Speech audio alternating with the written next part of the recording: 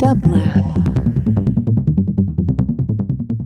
I'm in conversation today with musical artists Jlin and Kame Iowa, who releases music as Moor Mother.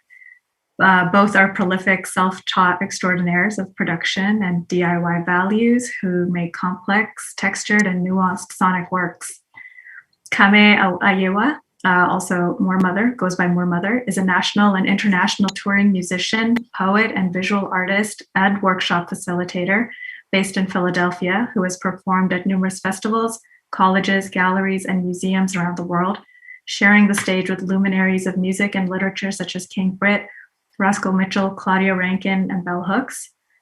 Kame is also vocalist in 3 collaborative performance groups, Irreversible Entanglements, More Jewelry, and 700 Bliss. Jlin is an electronic music producer from Gary, Indiana, whose music explores unheard rhythms, placing her in a category of her own. Aside from releasing 3 full-length albums since 2015, Jlin has shared the stage or collaborated with artists such as Bjork, Ben Frost, and William Basinski. Additionally, she has ventured into contemporary dance, composing music for Wayne McGregor's autobiography, which premiered in 2017. So thank you both so much for joining me. The premise of this talk has been around the LP and the publication that Unsound has released called Intermission.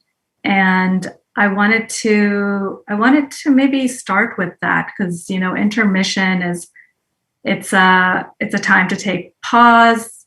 It's a break. It's also like a time in between. And both of you contributed both musical pieces and literary works. Kame, you contributed a poem for the publication. And I just wanted to find out from both of you, when you were asked to participate in this project, how did the concept of intermission guide your contributions? And Jlin, maybe we can start with you.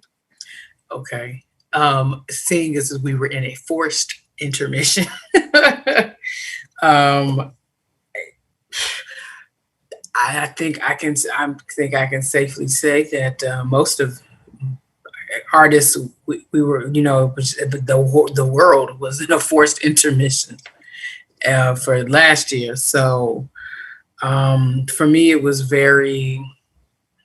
when I was asked to create the piece for Unsound, I was already kind of in a place of like everything of my whole year had, of course, like many, come to a complete halt. So, and then originally the piece I was drawing up the piece as it was. And then we were waiting for Sophie to come in and see what she could, like what first if she even liked it, and then she did. So then it went from there. It was just and then the crazy part was, of course, like right after that, Sophie passed, but I don't like to talk about Sophie in a past tense way. So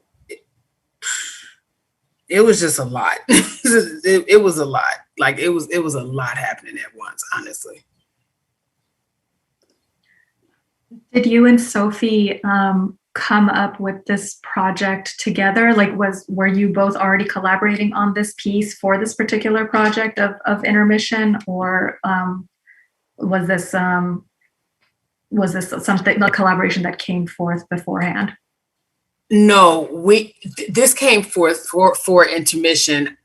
I had started drawing this up, the piece, and then Sophie just came in, took it, and ran with it. So it was great, It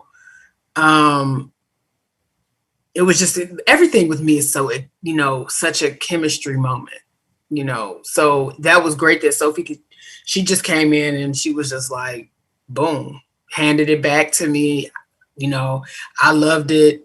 Unsound loved it, and you know, it was great. Even in the midst of just everything that was going on, you know, with last year. Moor Mother, what are your thoughts on how the concept of intermission guided your contribution to the project? Well, first, I would just say, wow, you know, to hear Jlin speak about that is really heavy, you know, especially around, you know, you get a chance to have a commission and, you know, what everyone is going through, and you have a chance to collaborate, you know, and that's what I've learned is that this collaboration, especially, you know, during 2020 was just like a real kind of, you know, vulnerable kind of situation, you know?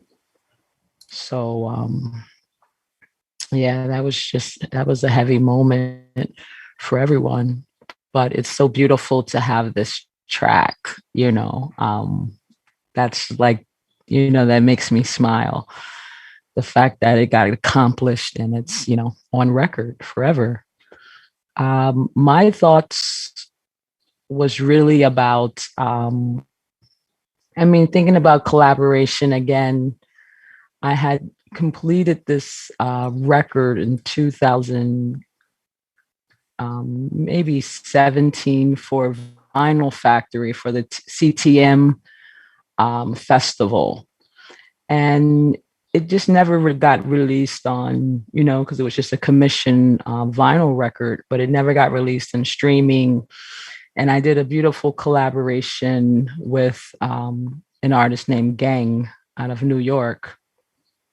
So I was just speaking and just wanting to bring that back, you know, because some of the same themes that I was talking about, you know, were showing its ugly head, you know, speaking about police brutality outright, you know, state sanctioned murder, you know. Yeah, so it was really more about a resurrection for me of an old piece. And the piece was very poetic, you know. So I wanted to have the text to go along with it. And it worked out great. Jlin, did you get a chance to listen to Keme's recording as well as read her piece? Of course. I'd love to get your thoughts on it. Like, I would love to hear you both just kind of comment on each other's pieces, as you already did, Keme, a bit on Jaylin's piece.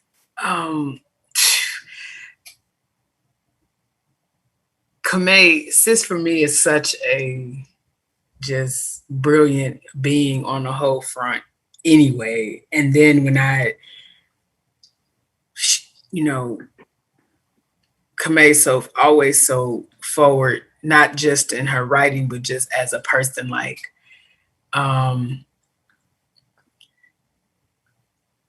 when I read the words, because I know her, I could feel everything. You know, like I remember my man, the first time I was in New York and I watched Kame perform. It's probably one of the most powerful performances I've ever seen. Because you feel everything. Like Kame makes you feel every fiber of everything that she's saying.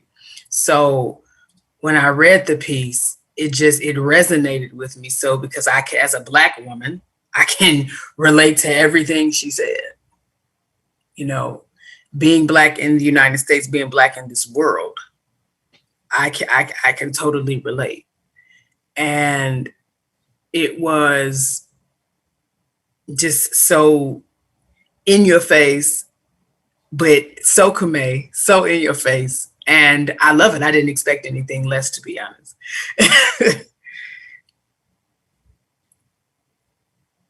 Yeah, I mean, it's true. Yes, the piece is very confrontational, as it should be. Yes. And I appreciate that. I appreciate that very much about Keme's works.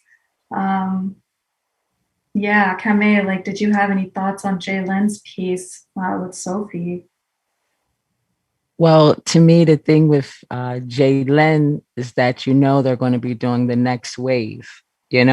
So it's really beautiful to have someone be so courageous in their work. Because I don't like the word trailblazers. That's so crazy because we're all in this together. But they really take these these risks and walks into I like to call it territory we've never been to, coming up as a Black woman in electronic music. You get all kind of people in your ear, but when you're able to, compose a piece that's uniquely you and not have to change, too much within the, the walls of whatever that commission came from, if that makes sense. So this piece was like, whoa, with Sophie, that's a lot of queer Black women would speak. That's amazing. That's part of the community. And so much in this industry, you get delusioned about who's who and who's actually here for the movement of good music. And I just thought that was a massive link up, you know. Yeah, and I mean, I'm happy to hear how it happened because, your mind just goes, how did that happen? Who was, but you both made a connection. I don't know. I just think that's amazing. Thank you, sis. Yeah, it was Unsound. They were gosh, and Matt, they're you and Sophie really should do this collaboration. I was just like, okay, I was all for it. And it worked, I feel like you get the best out of any artist you collaborate with when everybody can be themselves and everybody's free to be them and no one's trying to micromanage, so it came together, really well. So I was very pleased, with the outcome. I'd love to ask you both about your methodology when you're making music. Jlin, I read in a previous interview how you said you kind of approach music like it's math, where the sound is the answer and you're trying to answer a question. And I'd like for you to maybe talk about a little bit, just what kind of questions or problems do you feel like you're tackling through your music? With musically, I always feel like I always have the answer. I'm given the answer, but I have to find out what the question is. So, which is why I always say I don't have when I sit down in the chair to make something, it's not like a blueprint, or I don't have a setup. I have no idea what's going to happen. I am as clueless as the person asking me, what is this going to sound like? And I don't know. And I love that I don't know. That's the best part. I don't know. A lot of people, I found that a lot of people, I think in media, like such a definitive answer of this is what you do, this is how you do it. And I'm like, no, I love that I'm not like that, because I don't know. I wake up and I sit down and sometimes I forget, they're like, yeah, you're an electronic composer. And I'm like, oh, really? And it's people, and I'm sure someone will say that she's not serious about her work. I'm very serious about it. I just don't want to control it. I have no desire to control what I do, not in that aspect, because creativity, to box it to me is an abomination. So I just let it run wild. I just happen to be, blessed with the gift that I have. So for me, when I'm sitting down and I approach a track or I approach a piece like it's a math problem, I love mathematics. I do. And for me, it can be complex. Rarely is it seamless. but when it is, it's, you know, it's beautiful. I love those, you know, those moments of happy accidents, or, you know, something, um, if I'm lucky, you know, sometimes like I can't make 10 songs in a day. I'm lucky if I get through 4 bars that day. I'll say that in a minute. And that's why I love it. You know, it's just because I'm very intuitive. I'm not technical, or in the mechanics of what I do, as much as I love the creativity of feeling what I'm doing. Like, that's most important to me. Yeah. Kame, you also are employing like a methodology of problem solving through your projects, you know, and also like very specifically through your project, and your I guess theoretical framework of Black quantum futurism. I'd love to know, like, how did you land upon that praxis, and, you know, how does it drive your projects? So the question is, how does Black quantum futurism drive my projects? Yes, and also just kind of like thinking about how, you know, like I feel like you are also tackling like problems like through your music as well. You know, like there's a problem solving sort of aspect. Well, I guess it's just a lot of things that I care about. Is you know, you hear stories, and some stories grab you. You know, if we're speaking about the lyrical part of my music, it's just a bunch of stories, you know, and a bunch of people I admire that I would like to write about, you know, and people that no one knows about. That's always been interested in me, you know, um, especially people who have fought for liberation for Black people that have gone unnoticed. You know, that's a big deal of the lyrical process. Sonically, it's more of a collection of sounds, you know, but it continues to morph. I mean, right now I have to compose a piece, and I'm just like, what am I gonna do? You know, I was just thinking maybe I'll play guitar, you know? So I'm just, you know, it's like what's handy, what's ready to be set up. Um, you know, because originally I was gonna use my Mellotron, but I can't find my charger, you know? So it's like, I guess that's not what the piece is going to be, you know, this kind of thing of circumstance. But as far as Black quantum futurism, I mean, that's the lens that, you know, I make my work through, or I see my work through, or I guess you can say funnel or filter it through. And it's basically these kind of same kind of thing I said before, this kind of collection of sounds, this kind of archive, this buried sounds, this experimentation with sound. You know, what do these notes do? What does this distortion do? You know, it's a lot of experimentation, more like that, versus problems being solved, you know.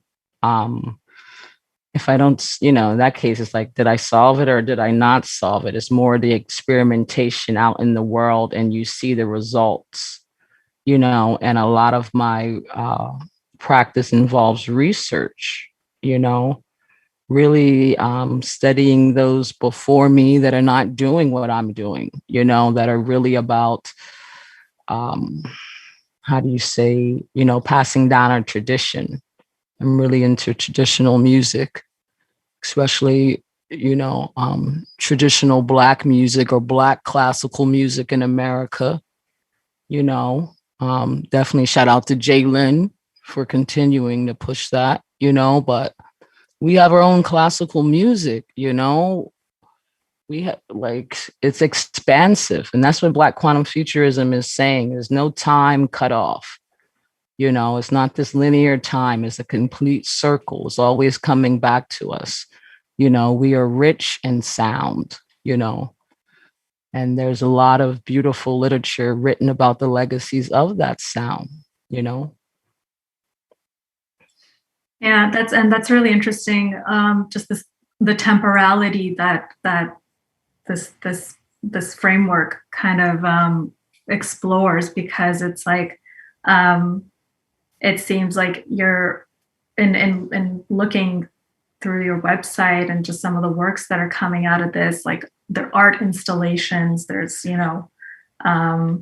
there's research projects. Like I know you were recently awarded a fellowship or an award through the CERN Institute to do research into like the intersections of science and Afrofuturism, which is amazing.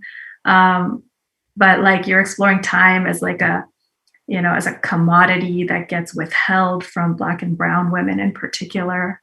And I'm really interested in like how some of these workshops that you've been doing, like how you facilitate like reclaiming that time. Well, we really make connections throughout many cultures about how this concept of Western linear time is not the say all be all, you know, and that's why research is so important, because you can find out things that have been hidden from you. You know, it just really depends on what you're reading out there and what communities are you reading about or caring about. Because to me, it's very clear how Western linear time, you know, oppresses people of color, you know, particularly Black people, particularly Black women. You know, it's the court systems, it's the prison systems. You know, we in this society, we treat each other like we all have the same time or the same privilege of time, you know. But if you're trying to get to the courthouse, you know, we say this all the time in our workshops, the courthouse is downtown. Who usually lives downtown? You know, say you have children you have to drop off, and then to get downtown here in Philadelphia, that's 2 buses. You know what I mean? So it's this kind of squeeze of time when, if you're 15 minutes late to court, you can lose what? Your home, you know, your children in some cases. You know, I mean, it's really ridiculous. On the many, you know, disturbing stories, you know, that come out to being late to the government. You know, we're right now in a huge housing crisis, you know, and who has that been affecting? Black women majorly. I'm sorry to say, you know, but it's the truth. And it's about looking at these ways all these parts make the system, you know, from the individual level to the industrial level. Jlin, you also have kind of commented on time before in your music, like how since you've been making electronic music, and this is something I read, you feel like you can make time and space disappear. Can you talk about that a little bit and just your concept of time through music? Yeah, I went from, I think, a moment in music where time was mastering me versus me mastering time. And then it got to then after that point, it was like, it just wasn't needed. I didn't have to create inside of a grid anymore. Like, and what I mean by that is just creating, I would say, what some people would say, oh, you're doing it, I would guess in the technicality of, oh, you're doing it correctly versus you're doing it the wrong way. And I stopped, you know, I stopped worrying about that.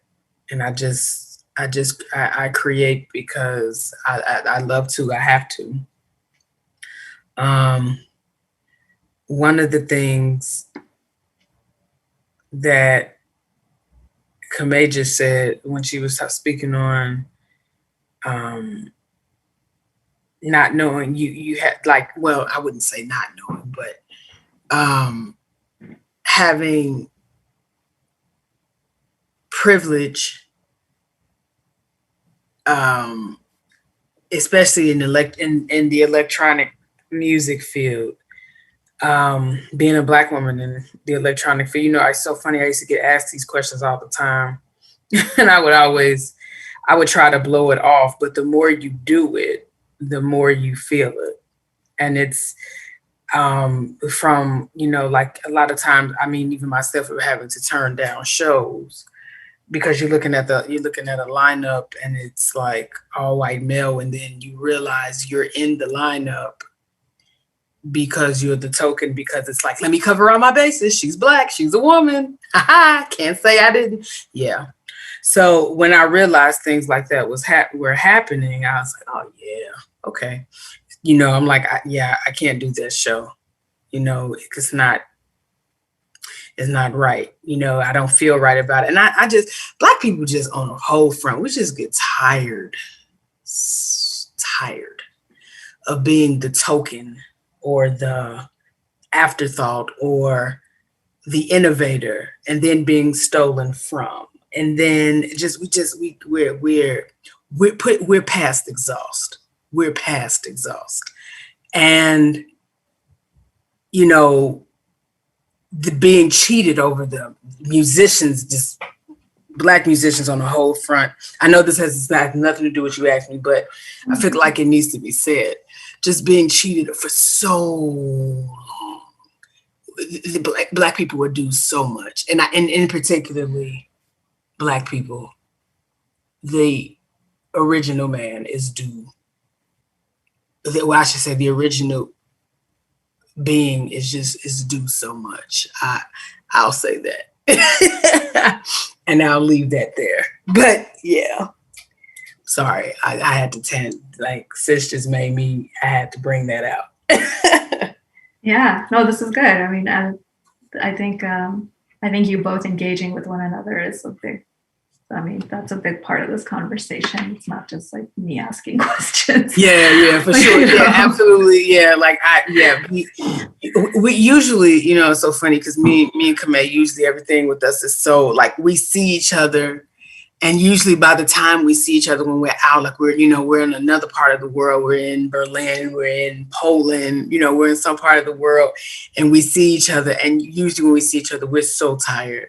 But, you know, we hold up and we put that performance on. We're exhausted, past exhaust. And we still do it. You know, every time I know she's there, when I know she's coming, or we're on the same lineup for some event, and I know she's flying in, you know, we always make sure we stop to hug. I don't care if I just knocking on her hotel door and I only got to see her for 5 minutes, you know, it's important. Like, definitely. Yeah. And I'm so happy you said that because, you know, the outright thievery, yeah, you know, just that outright, we have to deal with publicly and privately. Yeah. Because how many, you know, that when people say like, you got to pick and choose your own battles, you know, and I'm like, man, you know? Yeah, it's heavy. It's so heavy. And you would think that we would have more spaces to speak about this instead of having it be like a rant. You know what I mean? Exactly. Yeah, because then it's just like, you know, it's so funny. You get on a panel and they're like, yo, dude, can you do this panel? It's like, yeah, you know, we do the panel. And then it's like, but after a point, what you realize is you're being patronized is what's happening, because it's like, but you're not going to do shit about it because, you know, you're like, this is just, it's trendy right now because why? There's police brutality. Let's have a panel discussion about it. Then to have the unmitigated gall to have a white man or a white woman then ask the people that are being victimized, what can we do? What?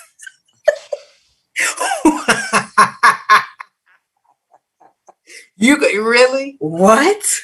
I mean, you know, it's so funny. You're right. Like you're gonna ask the victim to then also come up with the solution. Yeah, sit on that for a second. I never speak like this. You know, it's so funny. I never talk about I never, this is my first time, like just kind of letting it out. Like it's much needed. Cause like I said, we're as a people, we're past exhaust. I mean, it's due. I emailed my manager today and said, I don't want to be on a panel for at least a year. Yeah. And I honestly wrote 2 years, but I was like, am I being too dramatic? You know? No. I really had to stop and ask myself, was I being too dramatic? No. Because that's exactly what you're saying. It's like, is this the new way to pick artists' brains? Yeah, it's like, you know what I mean? Yeah, it's like me to save your festival, your industry. Let's have a panel discussion, but we're not really going to do anything about the actual issues. We're just going to have a panel discussion because this is trendy to talk about right now. And it's like, it's kind of like it's like a rub on the head. Like, okay, we've talked about it. See, we've covered it. See, haha. And then we go back to the same bullshit. So yeah, I'm kind of, the panel discussion thing is very patronizing at this point, to be honest. It's not to say that issues don't need to be discussed. That's not what I'm saying. But what I'm saying is when they are being discussed and then you still see the same practice, it's like, yeah, that was straight, Pat. You're placating me now.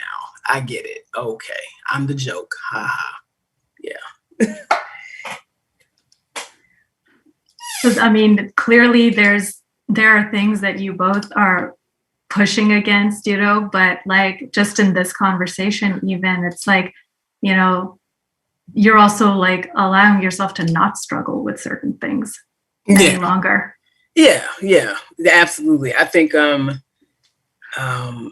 have also too, I think since I think you definitely like being home, like having to like taking this forced intermission,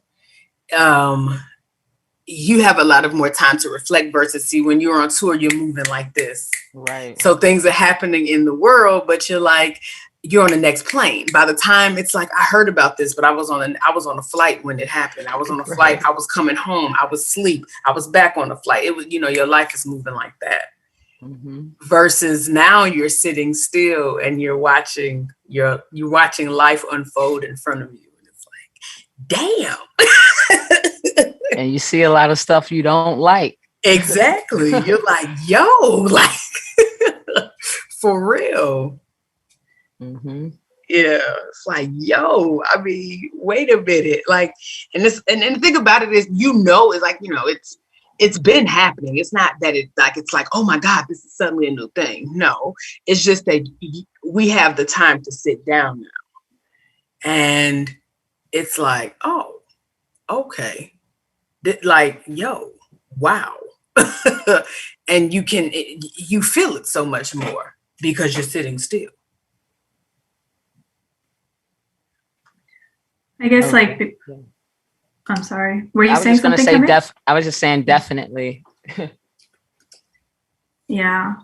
I mean, I guess this kind of takes us to just like creative processes, you know, in the pandemic, right? Like, like how did creative processes shift for both of you? And all, you know, like some people expanded, you know, did a lot of like remote collaborations. Maybe some people went like deeply interior. There was also so much space and time, as you both are expressing, you know, that you had like, there was a little bit more like, I guess, privilege of space and time during this moment. Like, I'm curious what approaches, you know, just came up. And like, you know, what will stay with you and maybe what do you want to leave behind?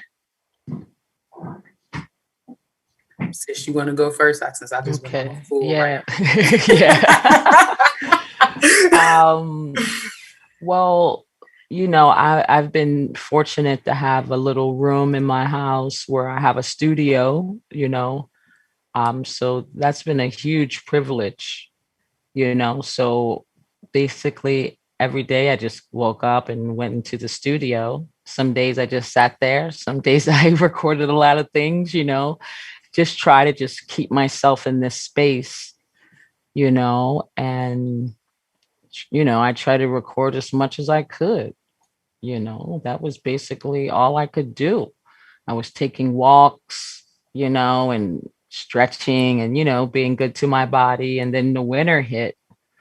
I was like, what am I doing? You know what I mean? This kind of, I guess they call it the winter blues, but it was more like reality to me, like, okay, now you're not outside as much as you want, you're used to now, so I guess that was just a bit, um, more of a process for me in the winter. But it's also started thinking about what kind of new boundaries I want to set for myself, when I go out, and just realizing that this kind of thing it doesn't stop. I like when Jay said, some days they just do 4 bars, because it's like there's so much writing to do. I wrote a poetry book, but I feel like I done used all the poems already. You know what I mean? So I'm like, oh my goodness, I have to do so much more. But it's all about that pacing yourself now, making these kind of, like I said, no panels for a year, these kind of like bold proclamations, I guess, but being okay with it, carving out more space, not doing any, lineups that you really don't even see yourself sonically in. Or, I'm not saying that because I love to mix genres, but when you see a lineup that you're in and you're like, what? Or not feeling like you have to do everything. I'm more on the recording side now. And also just watching myself, artists, we meet first, we perform, and then we got to, talk to all these people that are running the show. And then you got people that admire your music, and you got people that just want to corner you to talk about gear. I mean, you got all kinds of characters coming at you, and especially after COVID, I just recently did 3 shows in Chicago, Minneapolis, and Columbia, Missouri. They were all outside and really spacious, but still I had all these characters, and I wasn't prepared. I had my boundaries, but I didn't do as good as a job as I wanted to. So just trying to be stronger in that sense with this space, how to protect myself more, where I want to be. I guess that's what it was about, focusing more on what I want, versus what people want from me, or what I'm supposed to be doing for this career, because we draw the maps. They're just following, paths that we've already taken, like, as far as music, as Black people, we stretch so deep, so it's just about, there's no pressure, removing that, like Billie Holiday's song or whoever, all that relieves the pressure. So that's just where I'm at right now. Yeah, I can relate to. Yeah, I relate to that. I hear you. Says with just it's like you've realized when you move so much, you kind of lose the navigation of yourself in a sense. It's not that to say you aren't running the show, but it's to say that, are you doing it with full clarity now? That changes everything. Mm-hmm. And that's where I am right now. Like, I have full clarity right now, and I love having the full clarity versus we're on this plane, we slept 2 hours, we're back on this plane, in sound check, interview, eat, hour and a half nap, back on stage. It can be, it can get hectic. And when you are, it's not to say that, I love to perform, but I must say, for myself, I love composing over performing any day. That probably sounds bad, but Nah, please. yeah, that's what I say, because I It's do. like, I yeah, love to people act write. like they've never been to a show before. I Oh don't my know. God, the I things. don't know. Yeah, it's like Yeah. I know how you feel with it, especially the boundary thing. It's so funny. Like my mom before this interview, she's like, "How do you keep up that personality?" And I'm like, Ma, I'm out of practice. Because it's like I think now would be very different. I think this really has changed a lot of people, and I don't like it, whereas it's not that we're putting on it like that we're putting on an act, but what it is that when your career, you're so trained how to do a thing. And it's not that anybody trains you and said this is how you do it. Maybe some people, not for me speaking, no. But I think sometimes people forget that we're human and we get tired and we get it,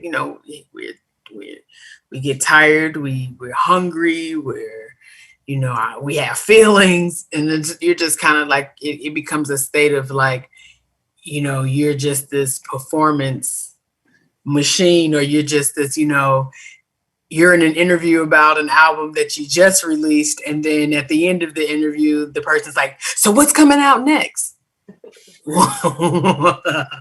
Now, that is one of my biggest pet peeves. But yes, it's just, everything's like, it's so nice to not be in assembly line mode. It's really nice. And it was so funny. I recently did a performance at the Met Cloisters, and the camera was in my face, and I was like, yes, what am I even supposed to say?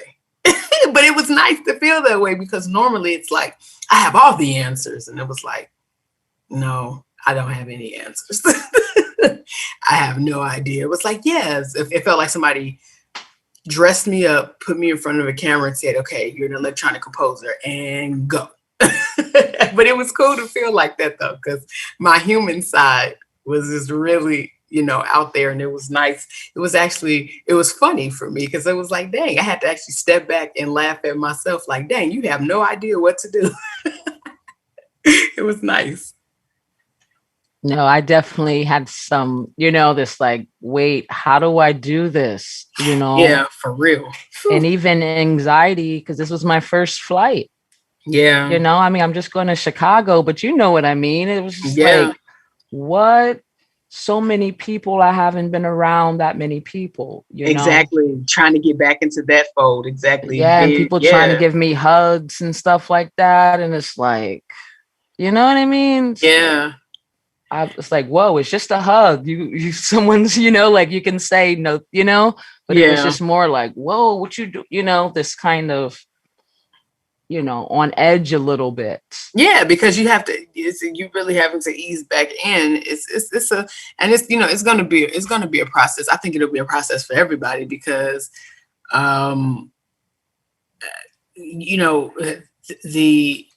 we were so busy trying to grip our sanity last year that, to get a grips of that still, getting grips of it. And now it's like that was pretty much everybody's focus last year, and trying to stay safe. And it was just a lot. So now it's like, oh, we're going back into whatever normalcy is. And it's like, yeah, I'm not prepared for any of this. It's like putting somebody through in a box, shaking it up, and then expecting them to walk straight when they get out. It's like, no, that's not happening. That's such a good analogy. Yeah, like we gotta adjust, like for real. Yeah, we gotta adjust. I really appreciate how you wrote talking about like this like the imposition of boundaries, like because of the pandemic, just really ultimately has been a gift to both of you to actually feel free to have boundaries where maybe you felt like you couldn't because of how the industry operates. Yeah. Yeah, and realizing how much work we actually did. Yes. Like, I'm like, we not celebrated enough, because not only do we not realize how much work we actually put in, but you know, our fans don't realize it. They're just hopping to show, and then like, I saw you here, I saw you there. Right. You know, they're not like putting it like, oh my goodness, you've been to every continent. You know what I mean? Yeah, Or like, exactly. Yeah, you've hit every continent. Yeah. yeah, they're not Yeah. thinking. And I also was like, you know, so I'm just like, show. I'm like, when you think about people who like take a year off, and you're always like, how do they do that? You know what I mean? Yeah. And then you realize, whoa, I could have taken a year off and it would have been okay. You know, this kind of thing of like, Yeah. you actually don't have to do all that. You've done so much. You know what I mean? Like, Man. you can take this break and your work has provided this space, but I couldn't see that space at first, you know? No, me either. Me either. I remember in 2017, I mean, you know, because I know I'm looking at the time, but no, like in 2017, I was on the road for 10 months, you know, and I was coming home for days at a time, not like, you know, oh, I'm here for, you know, 2 weeks, 3, like I'm here for 3 days. I'm back out. Like I'm on a flight to like Berlin. I'm on a flight to, you know, to Greece. Like it was like that. And then that's when when that year happened, I had, you know, I had hit my, I was just gone at that point. And that was also the year I was so happy to see my mom when she came for when Autobiography premiered and she came to London. Like it felt like she had brought home with her. And when she left, I remember crying in my room because I had performance right after, you know, like I had to Unsound right after that. And it was just like, man, I was just like, yo, like I gotta get home. That's all I felt at that time. I was so tired. And, you know, nobody knows because, you know, you put on a performance, everybody's like, yeah, you know, but right. on the inside, man, I'm breaking. For real. Yeah, that's real. Yeah. How do you all feel like your relationship to audience is different now? I haven't performed in front of an audience yet. Yeah. Well, I just did these 3 shows. I literally just came back yesterday. And to be honest, I didn't even look at them. Okay. The first show, yeah, I looked a little bit because it was in Minneapolis. And just as we were getting ready and setting up, the police there shot a man and killed him, you know? So it was this kind of mood, you know, so that was like the space I was in was really, you know, driving me to a certain way. But I didn't look at them like it was like Unsound, you know, it was more like do better. You know what I mean? Like no one is safe. This kind of directness that Jlin was saying, like it was more like that than Chicago and Missouri. I didn't really look at the audience much. I'm kind of just, you know, it's like my first 3 gigs back. I'm kind of into my own self, you know? What do I like? What am I trying to say? You know? Yeah, that's where I was at. So I just know that I want the audience to just be a little bit more conscious of all that we have to go through, you know, and how we're definitely trying to be safe. You know, we love that you love the music and support and come to the show. Absolutely. But, you know, it's got to be a way that we negotiate this space. Also, promoters, you know, like I said, these shows were outside. It was very easy.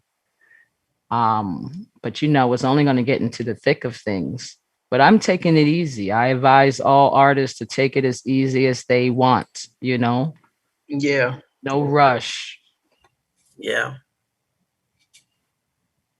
Prioritizing self-preservation. Absolutely. Absolutely. Absolutely. Yeah, we're doing, I think a lot of artists are going to do it different now. Yeah. They're going to have to. Because if you want to survive this, if you want to keep your sanity, you will. Yeah. Yeah. I don't know. I feel like we've talked quite a lot. I don't want to take up more of your time, but this was a really great conversation. I'm really glad that you both were able to connect with one another, and that I was able to connect with you both as well. Yeah, thank you, Sasha. Yeah, thank you. And I mean, of course, the world knows, but I love Jlin the utmost respect, because like I said when we started, we are out here, Man. and it's not just some statue, whatever. We're delicate, we're strong, you know what I mean? We're going through the changes, and we are inspiring a lot of people. And I think sometimes as artists, especially as Black women, we need to sit back and be like, take that in, that we inspired so much, and work together to demand that respect, especially when it comes to, we said self-preservation, and we was like laughing because it's like real, but all of our heroes have been leading these lives of examples, whether it's horrific, whether it's beautiful, like Marshall Allen just celebrated 90, making it past 90. But it's like these stories are so rich. Right. There's no kind of there's no kind of podcast. We have these lives that are real lived lives. Yeah, for real. Super rich, like they're lush, and that there's so much that goes in it. The triumphs, the falls, the horrors of being Black in this world. It's a lot, and then and then in the midst of that, still creating for the world that's beating us down. It's right. Yeah, it's real. So that's why I just says I get you, like, for real, like, talk about in the trenches, man. Yeah, for real. But yeah. Actually, Jlin, I had like one more question for you. Just Kame had mentioned, like, just obviously there's a rich tradition and legacy of Black classical music, but you have also, over the years, you're really being embraced by Western classical music. Yeah. And you are a Black woman, and that space has been like very exclusionary of Black women. And what how is that for you? Because okay, I had to think before I said that out loud. For me, it has been, I would say it's about time. It's just time. It's just time right now. Honestly, it is. It's just time. I feel like just being one of the reasons I chose, like, the title for myself was, like, if you see, like, even my email, like, Jlin the Innovator, is because I chose that because I am a descendant who has stood on the shoulders of so many innovators. And as a Black artist, as a Black woman, not just in my career, but just in so many other ways. And it's just time, and I'm very, very, very grateful to be embraced in classical music. Because I love classical music, I really do. And I love the way, for an example, I found some old clips of Igor Stravinsky doing rehearsals, and it just fascinated me because he used to take so long to prepare before he actually went into an actual rehearsal with everybody playing at the same time. He went through every instrument, that could be 60 to 80 people, and to make sure every instrument was tuned to, where it needed to be. And that kind of, to me, I think that's, brilliant. And because sometimes for me in my work, what would somebody be like, might like, yeah, I'll take the easy way out. For me, there are some parts of my work that are very difficult, and I have to take it's like I have to go the extra length. So it's, you know, it's cool. You know, I have to go the extra length and do that. And it's, I don't mind being that. So, yeah. Great. Thank you both so much, just for making time and putting some energy towards this conversation. I really appreciate it. Oh, absolutely. Thank you.